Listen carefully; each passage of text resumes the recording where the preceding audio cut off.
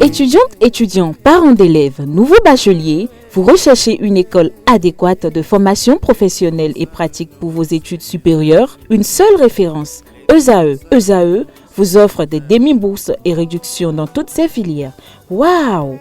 Payez 300 000 au lieu de 550 000 en licence 1, 2 et 3 en journalisme, réalisation, sciences de gestion, administration des affaires, sciences économiques et sciences juridiques. En master 1 et 2, 670 000 en journalisme et 550 000 en sciences de gestion et administration des affaires au lieu de 1 070 000. Écoutez, pour les 100 premières inscriptions en administration générale et administration des finances, payez 450 000 au lieu de 550 000 pour la licence 1, 2 et 3. En master 1 et 2, payez 870 000 au lieu de 1 070 000. Alors, rendez-vous vite à ESAE pour la rentrée académique 2021-2022. Les deuxième et troisième années démarrent le 20 septembre 2021 et la première année le 11 octobre 2021. Informations et renseignements, ESAE Cotonou, 3e rue à droite en quittant le carrefour Jadot pour la BIBE Jéricho. Téléphone 96 80 55 11 ou 98 98 14 00 ou encore 90 93 65 21. ESAE, l'excellence à un an.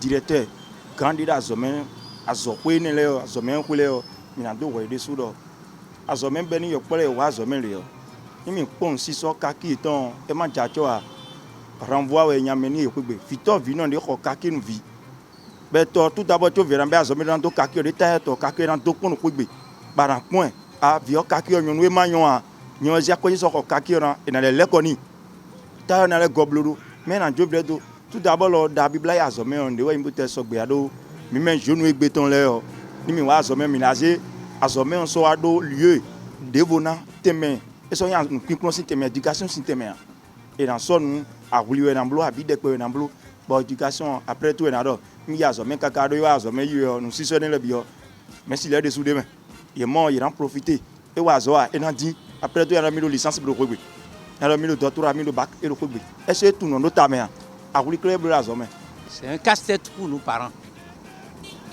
Oui, je dirais pour des parents conscients.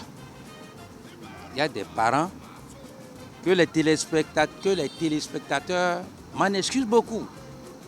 Il y a certains parents inconscients. Benjamin a eu 2 raclées avant de sortir ce matin. Mais l'habillement, moi, je ne sais là où elle est allée coudre sa robe kaki et elle a porté, mais je dis quoi? Allez, retourne. Elle a eu 2 raclées. Elle a changé rapidement. On voit les étudiantes, on voit les jeunes filles aujourd'hui qui s'habillent, on laisse les nombrils dehors, on laisse les pelles, on porte des tenues transparentes et je vois que ça, ce n'est pas une bonne éducation. Donc, on doit vraiment pénaliser ça au Bénin. Aux côtés des filles, pour leur coiffure, moi j'aimerais que simplement les filles se coiffent légèrement, tranquillement, pour laisser leur modèle. Concernant les filles, bon, elles peuvent bien mettre des pantalons, c'est pas un problème, mais concernant les jupes, il faudrait quand même qu'elles atteignent une certaine taille, genre au-dessus des genoux. Donc voilà un peu. Les chemises aussi, elles peuvent porter des chemises, mais faire attention à ne pas laisser les boutons ouverts pour pouvoir déranger les professeurs. Moi j'ai fait le cours secondaire Notre-Dame des Apôtres et là-bas on nous disait 15 cm après le genou. Je pense que c'est totalement normal et logique et ce n'est pas exagéré, 15 cm après le genou. Donc je pense que je suis pour ça. 15 cm après le genou et évitons aussi les décolletés. C'est très mauvais pour l'élève ainsi que pour son entourage. C'est une dépravation totale. Elle porte des tenues jézabéliques. Ce n'est pas bien. Bien vrai, il y a certains jeunes, certaines jeunes filles qui s'habillent très proprement et d'autres qui ne s'habillent pas bien, d'autres s'habillent, ils laissent leurs pantalons au niveau des fesses. Donc cela n'est pas bien. Ces jeunes filles qui portent des tenues extravagantes ou encore qui se maquillent ou qui portent des tenues un peu déplacées, c'est pas vraiment bon déjà pour leur développement personnel à eux-mêmes et pour leur entourage parce que tout le monde se fera une mauvaise vue d'eux. C'est des hommes qui sont autour d'elles qui ne pourront pas bien faire ce qu'ils veulent faire parce que ils seront un peu leur idée sera un peu plus sur les femmes qui sont habillées de cette manière, parce qu'on se fait tout le temps des idées quand on voit une fille s'habiller à moitié, disons nue.